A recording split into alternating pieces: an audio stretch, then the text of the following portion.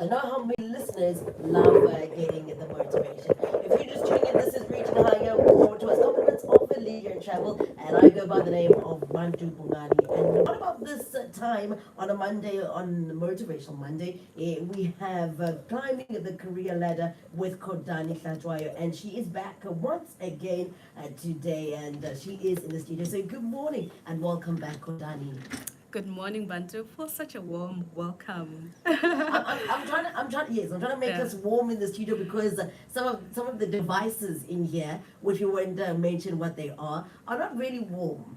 Yeah, definitely. It feels freezing. But it's okay. It's okay Yeah. because we need to keep the computers and the equipment cool in the studio. So welcome Yeah. back, and for anybody who doesn't know who Kodana Trio is, please tell them who you are, and yeah, then we'll get into our topic for this week. Oh, thank you so much, Bantu. I am Kodani Hlatwayo, as Bantu mentioned. I'm a career strategist and leaning towards career coaching. I've actually been coaching a lot of people. I think so far I've coached more than 50 people, What? which has really, I've gained a lot of knowledge through that as well. As And I come along a lot of challenges, day to day. And I'm a founder of Career and Corporate Hub. I work as a metrology team manager. And yeah, I'm a mom of two boys and a wife. all right. Yeah. Now, you started this career and corporate habit because of your own experience. Yes. You had to navigate so much in your career, and therefore you were like, no, man, if whatever I've been through, I don't want somebody else to go through what I've been through. So then you Correct. started with this, and becoming a career and getting knowledge and skills to be able to, not but what you mentioned. You said you are a coaching Coaching, people. yes, yes. So because of what you've been talking about your experience, take us through that. So start with your journey. I think Yes. briefly before we get into the topic right now, because you also mentioned that you are a team leader, Yeah. and so having to go from out of varsity to now, Yeah. what did that entail? That's actually a good question because we've never really spoken about my career journey from university to where I am now. So I actually studied mechanical engineering and postgraduate diploma in business management. So studying mechanical engineering, I studied in high school, in a technical high school. So I think in class we were like only 5 girls. Oh my word. And then going to varsity as well. In class, sometimes there was like only 2 females. So Okay. it's mechanical engineering has been very, I think, male dominated industry, but not that females can't do what males can do. Here I am, I'm now leading a team of, males who are qualified in engineering. But then what made you get into that industry Yeah. after experiencing that in school and then in Yeah. higher education, Yeah. and still now you're still in this industry? But what made you be like, I want to be part of that? Oh my gosh, funny enough, I wanted to quit when I was studying because the studies were very hard. I Okay. remember calling my sister saying that I am quitting engineering. And she was like, what are you going to study? I was like, anything in media. Just want to be in media, I've always loved presenting. And she said, okay, so what are you going to study? And I said, I'm going to study multimedia. And then she was like, what is that? And I was like, I don't know, but it's got the word media. And And actually, multi. yes, King D was actually studying multimedia, and he told me he studied multimedia. I was like, okay, since I want to be in the media, then multimedia Oh, would, wow. Okay. would get me there. And then my older sister said, go and research about it and come back with the answer of what multimedia is. Okay. And then I went back, I researched, I saw it was not something that I was interested in, and then I had to study very hard. That's when I changed my ways of how I was studying, the people that I associated with in engineering. And I think that's where I really started falling in love with engineering, just from researching what multimedia was and what I was going to be getting myself into. And then, I fell in love with engineering. And today, do you still have the same like feeling towards engineering? Because you were a team leader, Yeah. and there are also, you mentioned earlier, you were a few females in your school, and even at work, maybe it's a male-dominated industry. Still the same. do you still feel like this is where you belong? Oh, definitely. I mean, I love it. I've got a very creative mind in a way that, Okay. anything that any workspace that I get into, I always have like crazy ideas on how we can improve processes. Okay. And looking at where I started like 10 years ago, it was a production company. And then 10 years later, I'm still working for a production company or manufacturing company rather. But in, different departments, I was usually like the only female and actually never saw it as an issue. I think Okay. only I get to where I am now, like, wait, hold on, I'm the only female, Oh and wow. it feels like, my voice is voiceless Mm. because I'm a minority, and there's no other females backing me up. Sure. And I remember where I am now, moving from the office where I was sitting and move in upstairs where there are other females. We were not in the same department, but I could move and be in the same office as them, and that really changed the way I looked at things. It was kind of cool to be the only females among the gents. The way they would treat you as well. Yes. However, I always had something to contribute in the team, Which is good. which, for example, now where I am, it's a very masculine environment. By masculine, I mean a measuring lab where we measure parts that have been manufactured. In some of the parts, you have to lift them. And Wow. as a lady lifting heavy parts, I had to look at how we can optimize the processes. Like now, we've got lifting devices where then we can accommodate females into the Yes. environment, and pushing heavy vehicles where females, that's something that you would struggle to do. Yes. Then implementing, processes where instead It of putting accommodates it, them too. yes, manually, you push it automatically. And I think that's what I love about my job. When I look at it, is okay, you're saying females don't belong here. What can we change to accommodate females? Wow. And now we have 4 females in the team, which is quite amazing. And not only the changes that we've made, or process optimizations that we've made, have only accommodated females. They have also accommodated people of any age. I mean, when it comes to lifting, it affects everyone. Ergonomics, that's ergonomics that we're talking about. So, when you look at it from just far, you look at it as, well, females won't be able to lift Yes. this parts, but what about ergonomics? And we're trying to build a world where everybody is inclusive or included, and nobody is, Correct. there's no door closed for them. We want to Correct. create opportunities for everybody to be part of. Now, Yes. you spoke about, you brought about, operational changes or bringing about ideas and strategies. So, what would you encourage any person who feels as though the industry that I'm in currently, I don't feel like I belong? How can they come up with a strategy to make them stand out and be different and set apart from Yeah. the rest? Because at the end of the day, yes, you're part of a team, Yeah. but you've got to bring something. Yeah. You've got to contribute to Oh, this team definitely. and bringing the end result, which is required by the company. Definitely. I mean, I spoke about lifting. If you're a female and you can't lift, don't push yourself to lift so that you fit into the team. Wow. There's a lot that you can look at. Always write down, areas where I feel like I don't fit into the team. Highlight all those areas without you pulling back, to say you don't belong, therefore you're not gonna do it. Highlight them and see how you can overcome, all those areas, or how you can improve those areas in order for you to fit in. Because you can't quit your job because you don't fit in, whereas it's the reason why you don't fit in are things that can be improved. Okay. So focus more on what can be improved. And I'm sure a question would be, it's not easy to go and just change things. Yes. Obviously. Because there's probably like procedures in place already. Correct. Correct. And Yeah. documented policies. Yeah. So how do I go about bringing about that change? But there's a set, policies or strategy.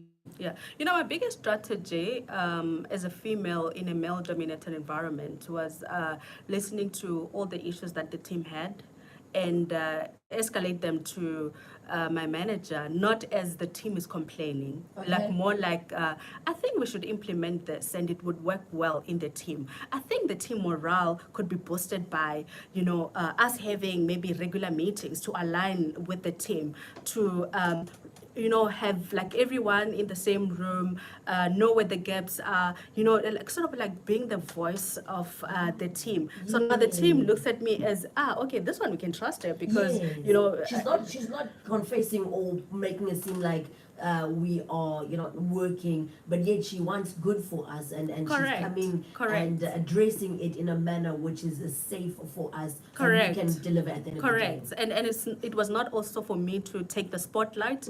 No, you need to put it in a manner that the team would feel like you're not taking the spotlight, but yet you are taking the topics that are being addressed and being resolved, and overcoming all the issues that the team have. Yeah. Because sometimes you, like for example, and I'm not trying to make it seem like this what happens or whatever, but it's sort of like a generalization. Sometimes males aren't able to address, situations, whereas a female will have a plan at the end of the day. So when there is an issue that is raised, or like there's a solution that is needed, having a female voice or somebody who can be like, let me just raise this, and let's see if a solution can play a part as well. So there is Correct. a balance at the end of the day. There can be a balance that can be created amongst different denominations as well.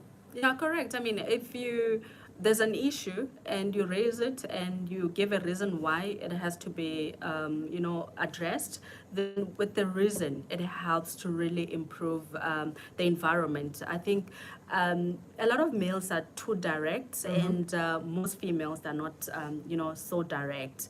But yeah, so that's why a lot of females can easily get buy-in, Yes. because they massage the message, whereas a male would just, put it as it is, and sometimes it would come off as rude or arrogant. Yes. Yeah, so maybe that could be the difference. But I think it can also be intimidating as of being the only female as in this male-dominated industry. Yeah. There might be some parts of imposter syndrome. Can we touch on that? yes, Talking yes. about you the only female in this Yeah. industry, and you're also trying to raise your voice, but sometimes you're like, okay, or sometimes it's somebody who's gatekeeping, Yeah. and gatekeeping is when they don't allow other people's voices or opinions to be Yeah. heard. How does one navigate that? I'm going to speak about it from a leadership perspective, because now I'm leading a team which was very, difficult in the beginning, leading the team of only males, and I was the only female. I tried to be like them, have masculine energy, and that didn't work. Wow. Imagine, like, every day you showing up as, trying to be something that you're not. Yes. And the following day when you come, you forget who you were previously. So you try to become somebody that you're not. Yes, you have to be yourself. Okay. That's where you have to start. Sure. Being yourself is very important, and looking at it from suffering from an imposter syndrome. When topics are being addressed to maybe like a female, maybe there's a complaint in the team or something that the team is not happy about. A lot of us females move away from looking at the issue at hand and look at it as, oh, you're saying that because I'm a female, because I can't lead, So if you start moving away from looking at topics at, being addressed because you are a female, but look at the topics and address them as a topic, Okay. Or an issue that is being as raised. an issue that is being Yes. raised. It can help you a lot in moving away from having an imposter syndrome. And one thing I can say, a lot of females are good leaders. Yes. The only issue is that imposter syndrome that we suffer from. Like, am I really? Yeah. enough? Am I Am I worthy? really good enough? Am I worthy? And trust me, the reason why you are in a leadership role, you are definitely good enough. You just need to trust yourself, because a lot of insecurities are caused by you not trusting yourself. And for me, I always define imposter syndrome as confidence. If you're not confident, you feel like you're not worthy of being there. But when you're there to lead, and lead with integrity and I mean your team will trust you. Yes. Yeah. I mean, if the company trusts you and put it because they put you in Yeah. a position, Yeah. you were selected amongst others. That means that they've identified something in you that you are able to lead the team. Yes. Now, Yes. let's talk about that. You know why? So you've been put in a position where you have to lead a team, but you're also lacking this, and you also maybe haven't gone to the place of being confident in yourself. How can one then start building that trust within themselves, or Yeah. how can they boost their confidence to be able to lead and be a person of influence in the company, in a team, in a position, in an environment? Yeah, you know, when you become a leader, unfortunately, your needs become less than your team's needs in terms Alright. of priorities. It's not about self.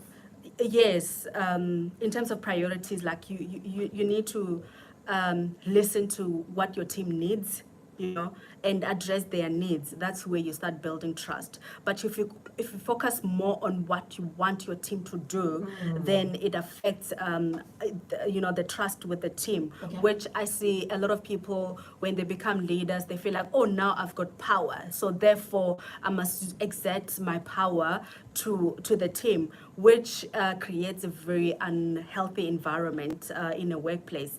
If you understand your team's expectations, your team's needs, and really address them, and work as a team, and that's where collaboration is very important. Which there's a difference between a leader and a manager. Big difference. A leader, which now we are in an era where we need more leaders, because people, you need to trust your team that they can deliver their work. You need to focus more on the deliverables instead of like managing people. Yes. Correct. The only time that you have to manage people is when really the employees or your subordinates are not delivering. But if they're delivering, why are you like micromanaging them? So it really affects the team on how they show up. And it's quite important to also create a thinking environment, where there's a space for creative ideas, your team to be creative as well, and bring input. I think last time we spoke about introverted people can't can't be, it's hard for them to get promoted because they're very much in their in their shell, in the corner. Yes. But if you're a good leader, you will identify talent. So that's why it's quite important that the space that you create as a leader is able to identify, is able to allow people to bring in ideas, which I've done with my team as well. Everyone talks in the team meeting, everyone brings ideas, and if I see that there's somebody that is quiet, I always, ask them, and not only allow the most confident and the most outspoken people in the meeting to be the only ones to talk, because actually a lot of times people that are quiet are the ones with great ideas. So that's actually what I noticed with my team as well. And also it's quite important that you create the one-on-ones where you have individual meetings with your people, and those individual meetings have to be a two-way stream as well. It's not just about you telling your employees or rather your subordinates what to do. You have to also understand what their needs are. When two are met, your needs and their needs, trust me, it will create a great working environment. A lot of inconducive working environment are created from leaders that do not want to listen to their subordinates or the employees, yes, and they just want to be the ones, they just want to exert power only. And it's only about them. And it's only about they're them. the boss. Yeah, but how do we achieve? I mean, if you are the boss, yes, you are, but the skills lies with the employees. So you need to create that environment for them to be creative, and for the employees to bring ideas. This is actually such an interesting topic, and I believe that this is one that we can continue with maybe Definitely. next week when we have climbing the career ladder. Now, before we say goodbye, Kodan, is there anything else you want to share with us, and maybe also share your social media details or how people can contact you? Yeah, so we're gonna have a development plan masterclass soon. I'll give the date next week. I think it's on the 18th. I can't remember exactly the date. So I will be doing that because it's quite important to have a development plan so that you know you can climb your career ladder. So we're gonna have that virtually, and yeah, I'll share the details. And yeah, you can find me on career.corporatehub@gmail.com, All right. and then on LinkedIn at Kodani Hlatshwayo, and on TikTok, Career and Corporate Hub, and then on Instagram at Kodani Hlatshwayo. And then, if anybody wants to, get the CV templates, how to prepare for an interview, I know that you have put them on social media. Yes. Where can people find all those resources? Oh yes, so CV templates, a few videos on YouTube at Career and Corporate Hub have the CV templates, so you can download them there. Okay. And if you want support with interview preps or interview preparations, then you can email me at career.corporatehub@gmail.com. All right. And if you want to get more of those details from Kodani, you're more than welcome to WhatsApp me on the WhatsApp line, which is 0729429270. Yeah, before we say goodbye, any books that you're reading right about now, Kodani? By the way, listeners, she still hasn't bought the books, but it's fine. She's going to tell us what book she's reading. Yeah, so I'm actually stuck with the language of trust, selling ideas in a world of skeptics. So I'm still reading the same book. I just have a lot of projects running in parallel, and I'm focusing more on the projects. And really, I think I'll catch up with the readings during the school's holidays when the Nice. kids go to their grandparents. And yeah, me I and get hubby you. will have our time to ourselves and also catch up on the reading. And Yeah. also, you mentioned that the journal is out, the Oh, reflective yes, journal yes. has been released, that people can order. Yes, yes. If anybody would like to get a hold of Kodani or to order the journal, please do follow her on social media, go into our social media pages. But you are more than welcome to WhatsApp me in the studio, and I will connect you with Kodani Hlatshwayo. And that Yes. was another edition of Climbing the Career Ladder segment with Kodani Hlatshwayo. Thank you. I thought you were going to speak. That's why I went silent. I wanted to speak to say also the book review journal, reading journals.